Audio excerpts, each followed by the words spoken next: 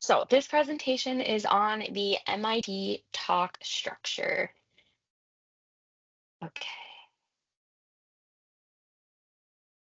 So you start with a problem statement. And so your problem statement slide should clearly define the core issue or challenge that the presentation wants to address. It should explain why the problem matters, who is affected. Do you guys hear that siren? Okay, that's because you should not do this. Anytime you have a presentation, you don't want to just like jump right into it. It was probably really jarring that I just started kind of like talking about something and there is this big like block of text. So you actually need to start with a hook. And I am giving a presentation on something that's kind of dry, so that's why I just did this little like corny thing. And you might think, well, this is like a technical talk, like what do I do for a hook? And it can be a little bit difficult. So if you think you want to add a hook to your presentation, talk to me and I can kind of help you brainstorm ways that you can creatively grab the attention of the audience.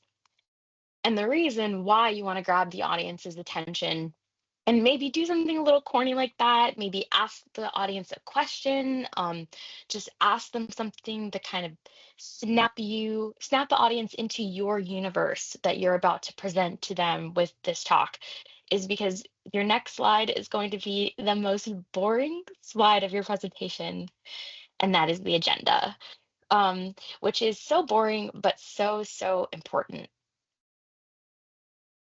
So when you start a presentation, you want to have a hook. And then the next thing you need after a hook is the agenda. And the reason why you need an agenda is sometimes people are running late, especially with conferences. Maybe we have like a coffee break or a lunch break, or maybe somebody just woke up late. And so having an agenda kind of buys the audience time so that they're not jumping into a super technical slide with no idea about what's going on. Also, people's brains do have to handle that transition. So somebody in the audience who just listened to the previous person's talk might still be thinking about that previous talk and not fully paying an attention. So having an agenda will help them say, okay, this is what they're going to be talking about. It will like help them get into the mode of context switching. And finally, this goes directly to the MIT talk structure because it follows something called the I told you so method. So in the MIT talk structure, which I will explain to you, the main component of it is that you tell everybody what you're doing 3 times. So first, you will tell the audience what you will tell them. Then you actually tell them that information. And then at the end of the presentation, you will summarize what you just told the audience back to them a 3rd time. So this method has been proven to help people remember what you talked about, and it's more effective for getting your point across, which is why the MIT talk structure was built upon this. So before I move any further, I'm going to show you my agenda. So I'm going to tell you what exactly is the MIT talk structure, like where did it come from? How did I come across it? And then I'm going to break down and describe each individual element in the MIT talk structure. And then I'm going to end with, just final tips for giving a compelling talk and how you can reorganize this structure if it's not quite working for you. So the MIT talk structure is not an officially recognized format, but when I worked at MIT at a research lab, they actually gave us a presentation and said, all of your presentations should follow this structure. So it's not like an officially recognized format, but it was just something that they said, if you're giving a presentation, all of your presentations should adhere to this format. And so you're going to find that this format is actually very similar to a research paper format, but it's like a research paper that is superimposed onto slides. They were like, this is how MIT delivers talks. This is how we're able to effectively communicate. This is like the way that presentations should be given. And I mean, there's lots of ways presentations can be given, but I do find that this is very effective, especially when you're trying to deliver research. I find that this is a pretty well organized and thoughtfully prepared way to deliver things. So even when I have meetings, I try and follow this structure. Even if I'm giving a really short presentation, I try and follow this structure. I use this structure when preparing this presentation. And my goal is that people will remember the talk because I'm telling you what I'm going to tell you, and then I tell you what I'm telling you, and then I will again summarize that at the end. So remember that I told you so methodology. It may seem repetitive, but it actually makes your talk more memorable and it helps to reiterate the points that you're trying to make. So this is the meat and potatoes of the actual structure. So you start with the hook. Um, and so I index that as 0 because you may or may not have it. Like a lot of these sections are optional. So if you find that it's not working for you, like just don't do it, and that's totally okay. Um, but I think that it's important to have them kind of in this order.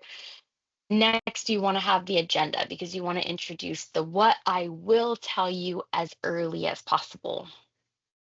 Then you can include an about section, maybe bios.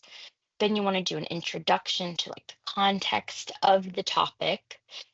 Then you want to give a related work section. And this is really important because it sets the stage for things that have already been done.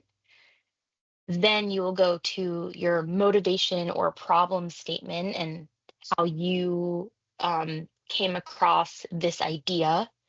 Then you'll give the actual methodology. So that's the what I'm telling you. So that's where you're delivering. Here's the new thing that I'm introducing, and this is what I did. Then you give the results of that research. And then you'll have implications or conclusions, maybe what the impact of your research is. And then you'll have future work, then key takeaways, and that is the what I just told you. So that's the final third time that you're saying what you did, where it's summarizing everything that you did in the presentation. And then you have citations. So let's dig into each of these in more detail, starting with the About Me section, since we already went over what the hook is and what the agenda is. So the About Me section could really just be a slide. Don't make it too long because remember, this presentation is delivered by you, but it's not about you. So you don't want to take up too much of your valuable time on stage by giving like a really long thing. Some people make it like silly and fun. Some people make it super serious. It's not that deep how you do it, but you do want to have an about me slide. Some people just jump into their topic and they don't give an about me, but I think the about me also helps with that context switch and setting the stage because it says, why are you somebody who's qualified to be delivering this? Like, who are you and why are you even talking about this? Why is this something that interested you? So here's some examples of about me slides. So like mine, I have it pretty sparse, but I like to list some personal things. So I talk about my podcast, I talk about my dog, and then I have this little GIF that actually lists like everything that I'm working on currently at work.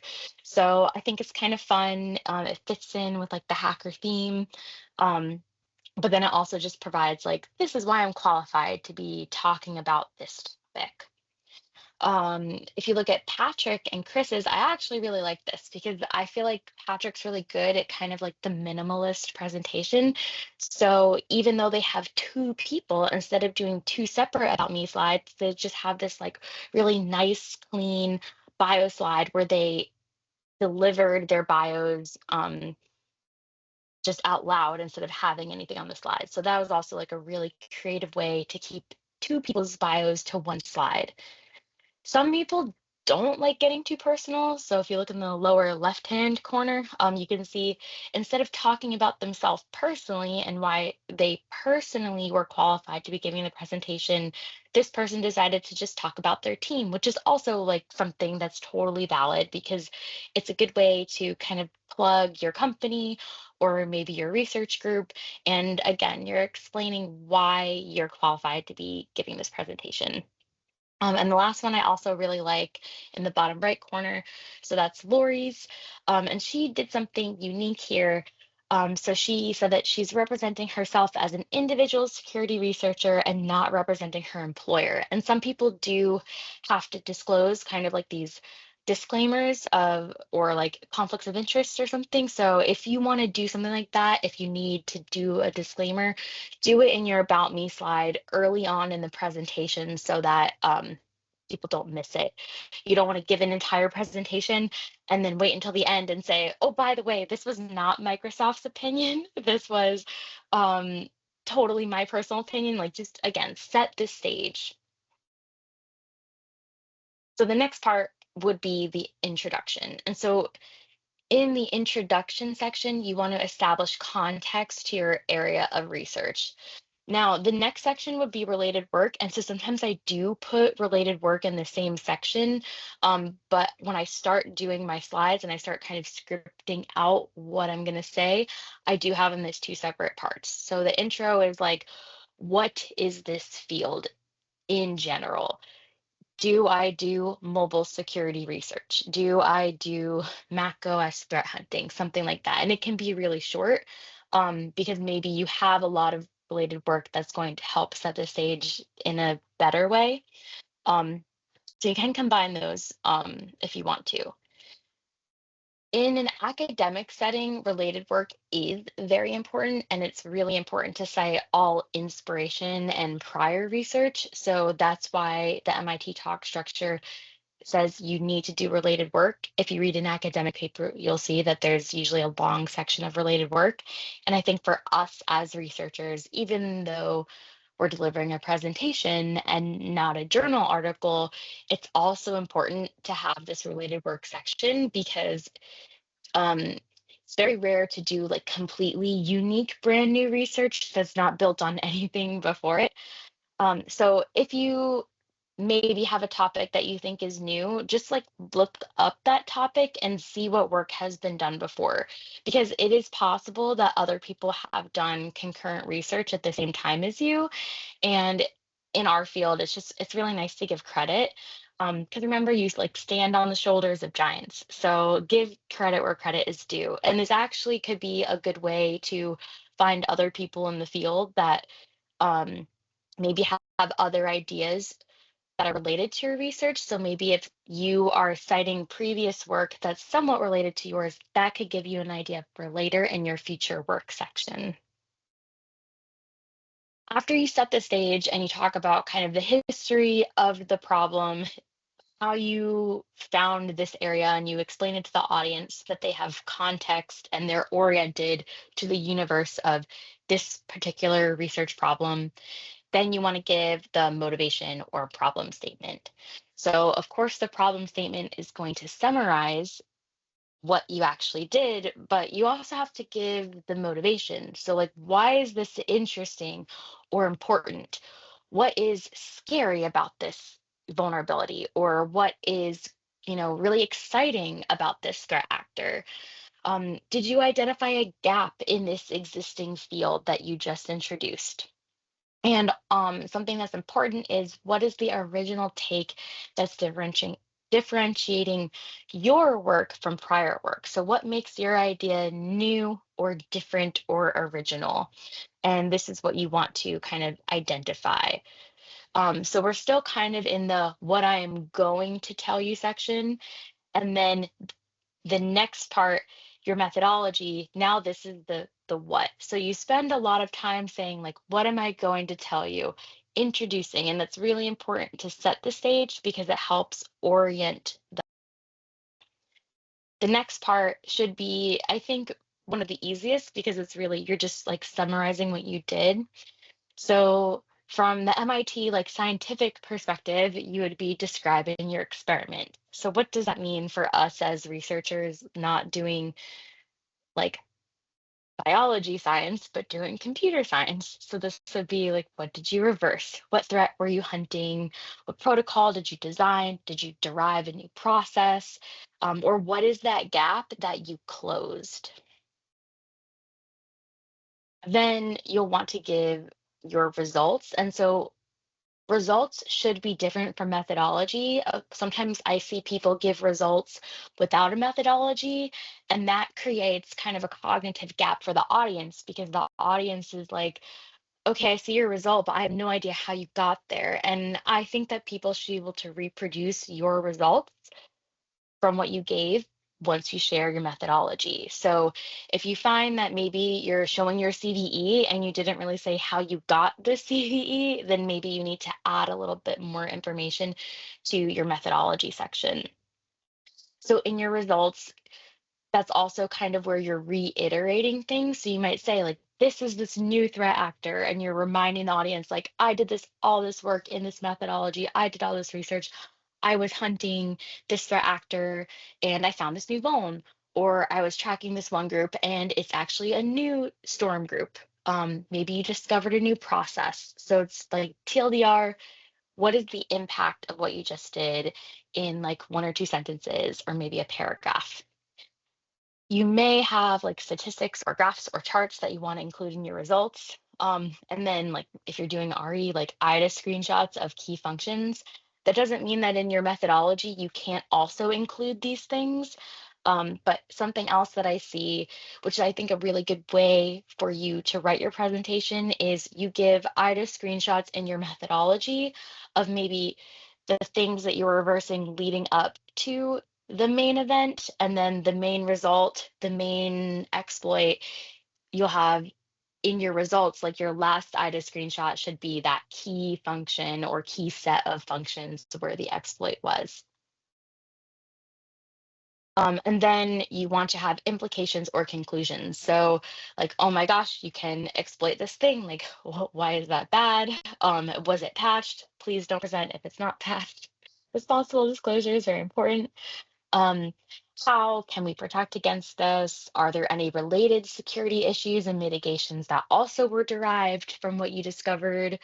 How is the community impacted? And so this is the start of the what I told you section. So now this is the third time that you're telling the audience what you were going to tell them, and then you told them. So this is like your final chance to kind of hammer it home and remind the audience what your talk is about. Future work I also think is optional, but I think it's something that is kind of a gift to the community, and I really recommend that you do a future work section. And this is because you want to say, like, are you continuing this research? Is this a field that you work in? Like, do you find CVEs in this area all the time? Are you continuing to hunt this threat actor? Do you have ideas that maybe you don't have bandwidth for, but you think are like kind of cool and you would love if somebody else maybe researched this area? Or how can your work be expanded or improved? And then this slide, so key takeaways is something that you don't necessarily have to have as a slide, but it's part of the MIT structure because it's uh, kind of helps orient the talk. And it's again, like, did I tell you everything I was going to tell you?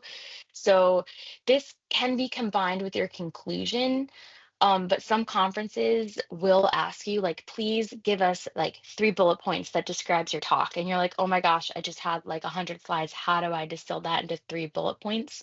Um, and so I would say you don't need to have key takeaways in your actual presentation that you deliver, but once you've finished working on your presentation and you think that it's done, create a key takeaway slide with like 3 points just for you, and then go back through your presentation and say, did I tell you everything I wanted to tell you?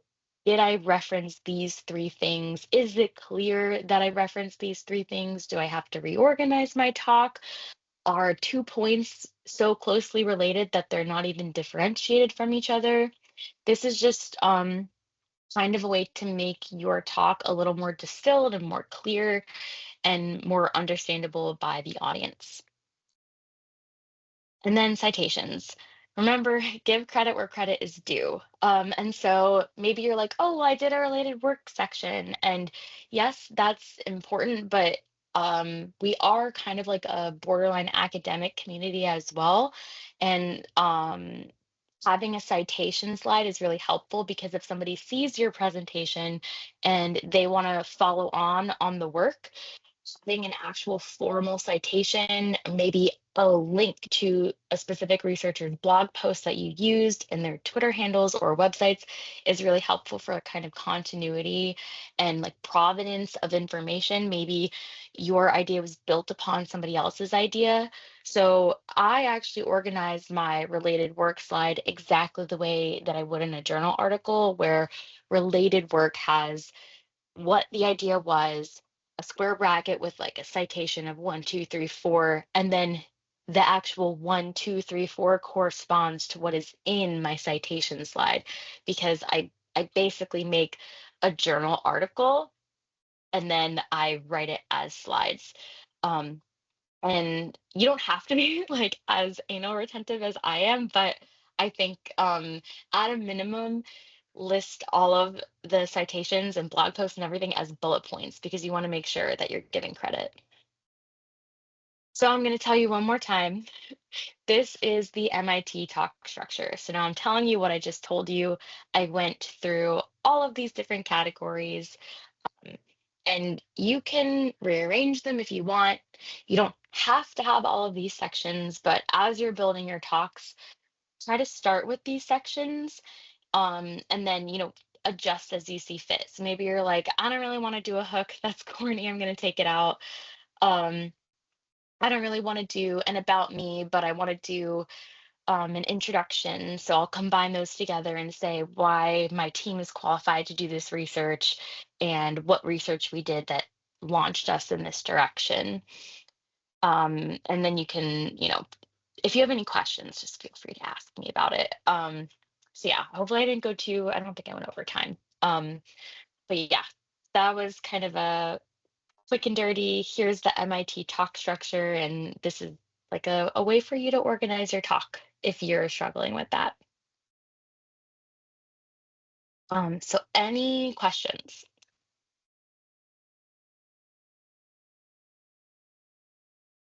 And it's okay if you don't have any questions. I don't think anybody is raising their hand, so I will stop sharing. Um, okay. And if we don't have any questions, Stuart, would you like to jump in? Sure.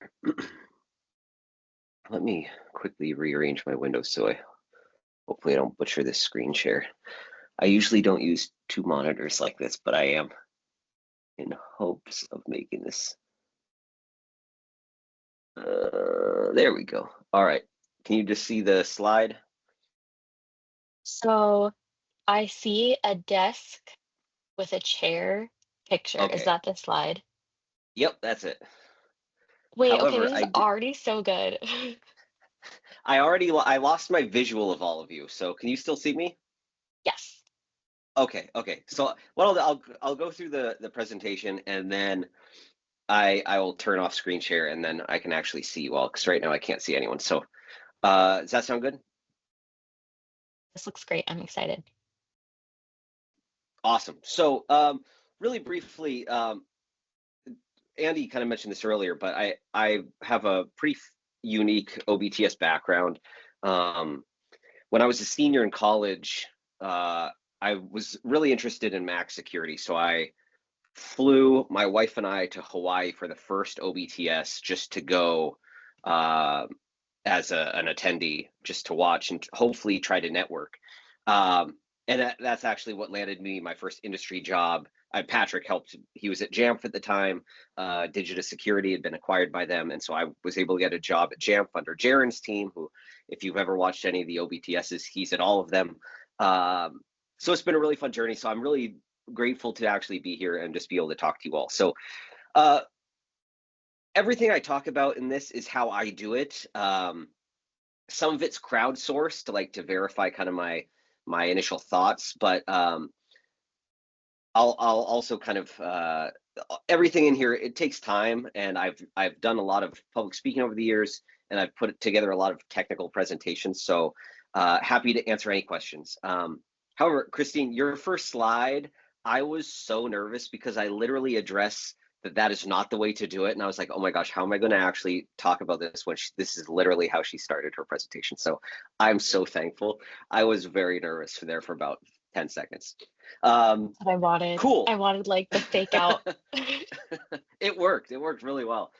So uh, today I'm going to talk about, I called this like working on my slide hustle. And there's kind of two parts to this. Like there's the speech part, and then there's the technical speech part. And it's hard to give a talk about something technical without slides. Like you see some of the great speakers out there, they usually don't have slide decks, and I'll talk about that in a minute. But really, how can we tell a good story with our slide deck? So anything I talk about, feel free to ask me about it, or I'll send out the slides once I get permission from some of the people I'm citing here. And also OBTS, like when you go to speak, I've never found a community more supportive and kind than the Mac security community. So hopefully that'll put you at ease a little. I imagine there'll still be nerves, which it makes sense. I still get them. But just know that the community is so supportive and is rooting for you. So really briefly, my name is Stuart Ashenbrenner. I am a product researcher specializing in Mac OS at a company called Huntress. I live in Oregon. I'm a girl dad and a basketball coach. This is kind of adhering to actually Christine's, what she talks about in her bios. You can get to me at Discord and pretty much anywhere at Stuart J. Ash. So any questions you have, I'm happy to answer and hop on calls. I love doing technical talks and putting together presentations. I feel like it scratches that creative side of my brain. So I'm happy to answer any questions. So I'm going to talk about really three main things today. I'm going to talk about, this is the boring slide that Christine talked about. So hopefully I can handle that transition well. But I'm going to talk about the speech, in my opinion, what makes a good speech, different styles of presenting, so different styles of slideshows, and then really how to unify those two things together and hopefully have a really powerful talk. So really briefly, I want to talk about what I think makes a good speech. And I kind of put together what I called the 4 Ps. So these are a few of my favorite talks that are non-technical. I think my favorite is the one in the top right. That's John Cleese. He's an actor from like the Monty Python and things like that, but he had to talk about creativity and management, and it didn't age well. It's pretty old, but it's a very interesting talk and funny. And I think the thing that all of these speakers have in common is these 4 things. So first is they are passionate. They care about what they're talking about, and they are trying to convince you why you should care about it. They're planned. There was a lot of thought put into it. You can tell it was really well rehearsed. They're prepared, so the material is consistent. There's a consistent message. And finally, there seems to be purpose. So they explain why they are talking to you and what the takeaway from their talk is. And I find that the 4 of those can make a really powerful speech. However, when we introduce slides into it, that's when things can change. So what makes a good slide? So I've been doing public speaking for a long time. My first presentation was probably in the 90s, and it was a presentation on the wonderful world of duct tape is what I called it. And I love doing these talks. And over the years, I've tried to observe different speaking styles, and especially now, kind of in the more technological age, different ways of presenting slides. And it's really hard in tech. So the first one, which is what Christine's first slide was, I've called prescriptive. So if you look at the slide deck, it's usually pretty text heavy. Sometimes the speaker is reading from the deck, which is really hard. It can really take the viewer out of it, especially newer speakers. If you're holding a handheld microphone and you turn to look at your slide deck, all of a sudden you lose audio. It can be jarring for the viewer, and I find this the least effective at conveying the technical items and kind of what you're hoping the audience takes away from it. So I got a real example. This is actually from one of my coworkers at Huntress. I was in a meeting with them, and I was giving a piece of a presentation, and essentially this was his slide. Now I changed a lot of the words. It's like competitive intel discussion. And this was just this table on a slide no header, no nothing. And if I were to go through this slide with you and I started, let's talk about the speed of detection. We detect 3 to 5 minutes. By the time I get to like the third column of that first line, you're already on probably the second or third row. You're reading ahead and no longer listening to what I'm talking about. So I think less is more when it comes to words on a slide. Another example is, some people start adding images, a block of text. This is exactly what Christine did, right? If I wanted to talk to you about a Mako header and I have this block of text, not only is it a block of text, it's hard to read. It's kind of black text on a light brown background. And then if we look at the image, like the image helps, but it's pretty boring. Like it's just a flat image against the background. So we'll talk about how you can kind of hopefully improve that to make it look a little more interesting. So the second style I call supportive.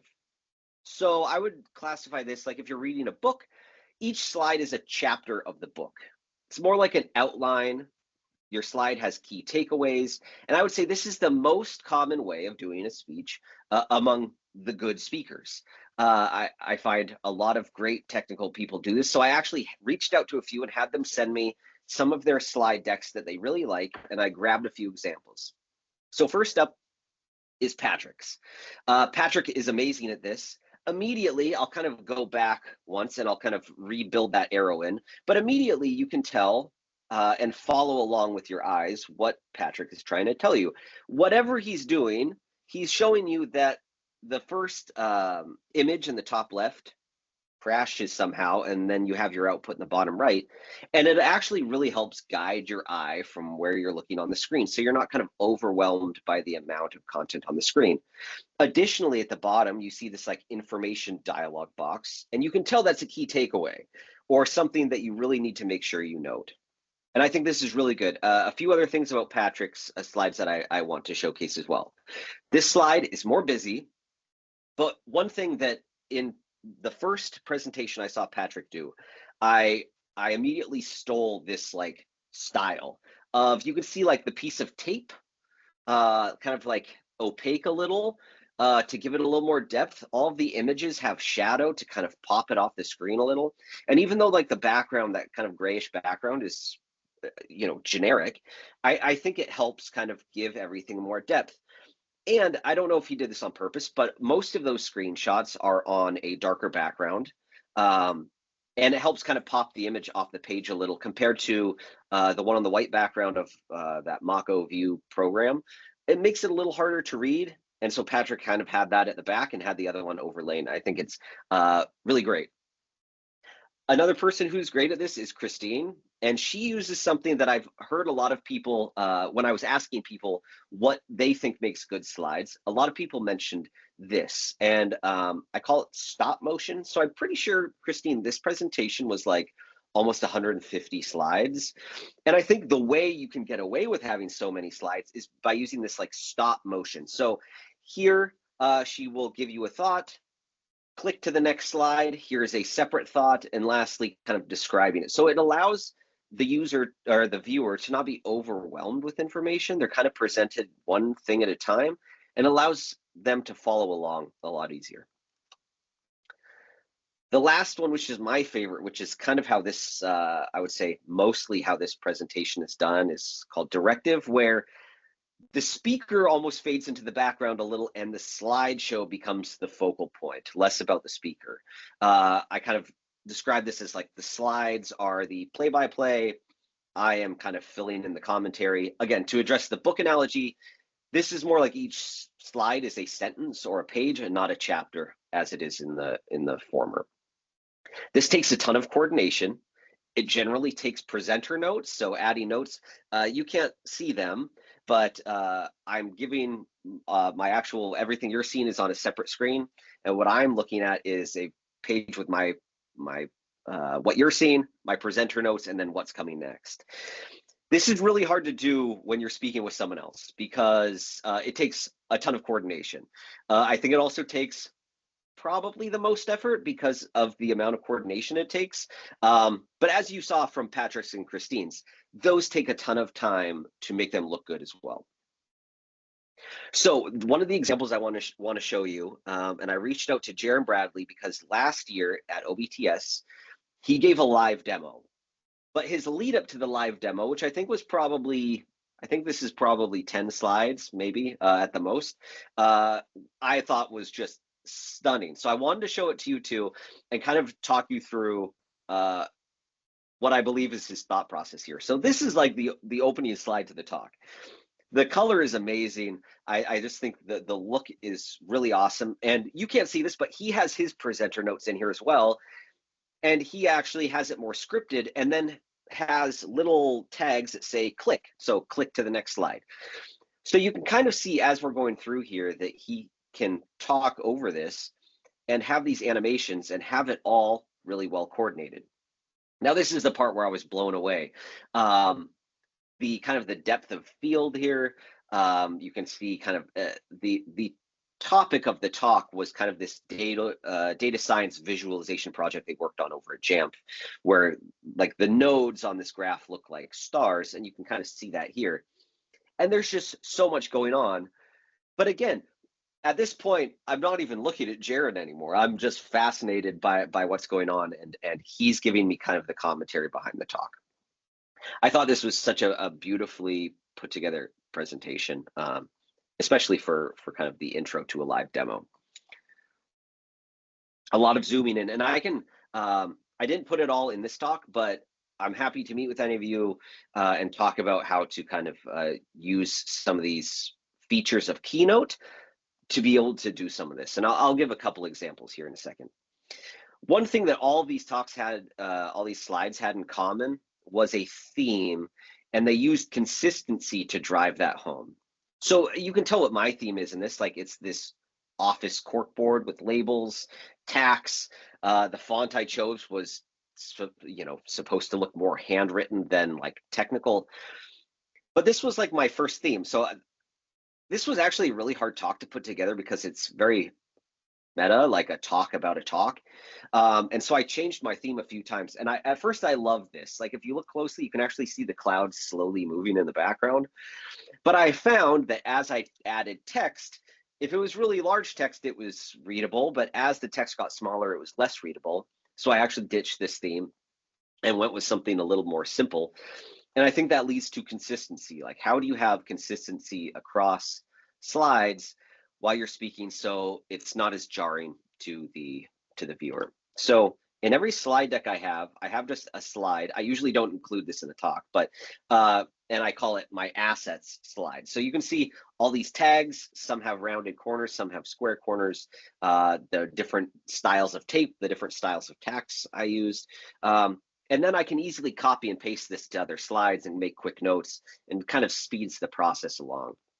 And you can kind of see how I use these in this in the slide I showed earlier. A few of the other points like about this, you'll notice there's shadow on all the labels and the pictures to give it more depth. I heard from one of my design friends that like rounded corners are less jarring to the human eye, allow you to kind of flow better from one to the other. Hence why I added like rounded corner labels to that asset slide. But just for kind of aesthetic. And then again, kind of that handwritten font. So I actually maintain a lot of this in just a folder on my desktop. So any screenshots I use, any things like that get added to this folder before they make it into Keynote. So that way, if I have to go revisit it, crop things, change things, I can easily find them. And then one thing that I actually didn't know until more recently, but if you are in Keynote and you right click on your slide deck, there's an edit slides layout, and you can actually change like your general background. And so at the last OBTS, where I gave a talk with Alden Schmidt, we didn't have this. And so anytime we created a new slide, we had to update the font, update all the styles and things like that. And it was very time consuming. So this has saved me a lot of time. So that's kind of about slides. I'll kind of give a brief piece here about how we unify our speech and our slides, and how hopefully it can make it a little easier on you. So before I changed my theme, this was kind of like what I was starting with, just a gray background. And you can see over on the left, I just kind of build out an outline of my talk. And you can use in Keynote like a waterfall style to nest slides under slides. So that way you can see up here at the top, I have my intro slides, I have my agenda right after it, and then to the far left of my waterfall, my main bullet points, the speech, the slides, unify, and then I nest slides underneath of it. That way it's easy to kind of know where needs navigate, especially if you use a lot of slides, which, as you can tell, I tend to do. So most speakers like to have an agenda slide. A lot of people just use kind of a slide with everything on it. How I like to do it is, again, guide the viewer's eye. So I will make whatever I'm talking about first in bold, kind of fade the other ones out. And then I create a new slide. I do the same thing. And so how that ends up looking at the end is how my agenda slide looked like. So here you can see I have my speech in bold, the other two in dark. And so I would address this by saying, I'm going to talk about what I think is a good speech, then I'm going to address how to make good slides, and then how to unify together. And I'm clicking to different slides each time. So one last thing, the next slide is actually from a talk I gave a couple of years ago about XProtect up in Vancouver, BC. And I don't want to discuss really the content of this, but how I did it. So what you're going to see over the next, I think, 5-6 slides is one long screen recording. So I just screen recorded a VM, and I'm doing all this. I'm not zooming or doing anything on my screen recording. Everything is done in post in Keynote. So here I'm talking about a sample I have located here on my desktop, and in Keynote I'm zooming in here to draw the user's eye so they know what I'm looking at. I discuss how there's a quarantine extended attribute associated with it. Again, really the goal here is to show the viewer exactly what they need to look at so they don't have to do any extra work. So all this, again, is one big long screen recording that I did in one take. So it's not like, the thing that this helps with is not having multiple screen recordings that you have to manage, and it just takes a lot of time. So really, I just can drop one long screen recording into Keynote and then edit it. Then I'll kind of show you how that works too. Let me skip ahead a little. Probably don't need all this. And so this is kind of where this section wraps up, and then you can kind of move into your next slide or your last slide. So how does this process work? So really, I just dropped one big screen recording into Keynote. You can see it's called XProtect_alerting there, kind of on that slide or that screenshot in the top right. And then I adjust the trim. So what is the sentence or two that I want to talk about here, or what do I want the viewer to see in this slide? So they're about 3/4 the way down that screenshot on the right. You can see the trim. This slide was about 8 seconds long. And then once I have it exactly how I want it, I duplicate the slide. So I have a second slide with this exact same time frame. Then I move that playhead from on the left, the beginning playhead, to the very end, and then grab the end and move it to where I want it next. So what this simulates to the viewer is a seamless transition of a screen recording, and it allows you to kind of guide the viewer through this screen recording, what you want them to see. The hard part about this is when conferences ask for your slides at the end, they want it in a PDF. It doesn't it doesn't look great because of all the screen recordings and things like that. But I think that good presentation beats a good PDF. So I wanted to show you just a few skip slides. I never show these. I usually don't even keep skip slides. I just delete them so they're not in my way. But like this was the original intro, was kind of this like standing ovation for a good speech or good presentation. This was the original title slide. And then the speaker slide, this was kind of my first iteration on it. So you'll see the font is different. I found it was harder to read. Everything has very square edges. I tried to use the strings to kind of showcase how they were all connected. So again, I just wanted to show a couple of the ways I iterated on this. So to wrap up, kind of the main takeaways. This was a hard deck to put together. So these are kind of the main takeaways I had from this. So for your speech, the 4 Ps: passionate, planned, prepared, and a purpose. For your slideshow, I think it's important to pick a style whether it's the prescriptive, supportive, or directive, a theme that goes along with that in order to keep it consistent. And so it's more visually appealing to the viewer. And lastly, in order to unify those two, iterate on it. Don't feel like, oh, I've already done 3 slides like this, I can't change it now. Go ahead and iterate on it and make it a dance, right? This interaction between you and what you're presenting should be coordinated, and then review it, go over your slides, do dry runs without speaking, then introduce speaking and run it, and try to find people that you can run it with. So that's it. Thank you so much. Again, you can feel free to find me on Discord for any like really technical questions, but other than that, I will stop sharing so I can see you all again. And see if I can move everything here. Thank you so much. Of course. Thank you for having me. Did anyone have any questions? Like, don't be afraid.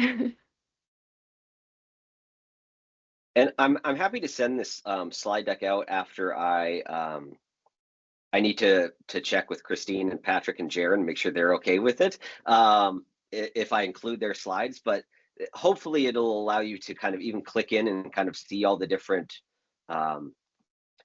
pieces to it. Like there's a lot per slide. And so if you have any questions, like I'm happy to share with you now, like kind of what those slides look like, or kind of the behind the scenes, if there's anything.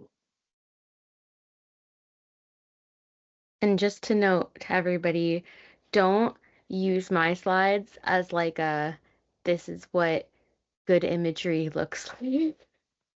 Because the presentation I just gave was very utilitarian. So black background, white text, it was to get the information across. So yeah, follow Stuart's examples of good imagery and good content delivery.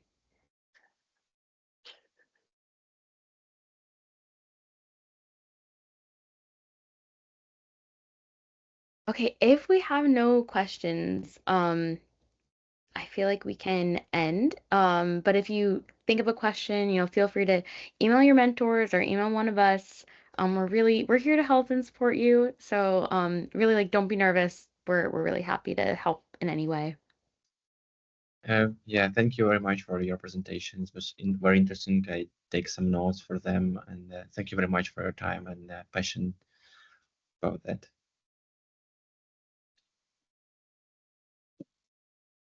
All right. Any like last closing thoughts? Otherwise, I will see you guys next time. See you. Maybe one question from me. Yeah. Where do you post the slides if you can? So is it on Discord or is it per email? I think Stuart and I will talk because I feel like, at least for my slides, because they're so minimal, like I should be able to email mine out, but Stuart's might, because it's so like content rich, it might be too big to email as an attachment. So maybe host in Google Drive, but we will email you with that information. And then with this recording as well, I'll email you with where it's hosted, because it might be hosted in SharePoint if I can figure out how to share externally, or I might have to download it and then like re-upload it into Google Drive. So we'll email you with that information. Great question. Okay, cool. Then I will see. Thank you. All right. Thank you so much, everybody. Thanks for joining. Thank you. Bye. Thank you, guys. See you next time. Thank you, Christine. That was awesome. See you no next time. problem. Bye.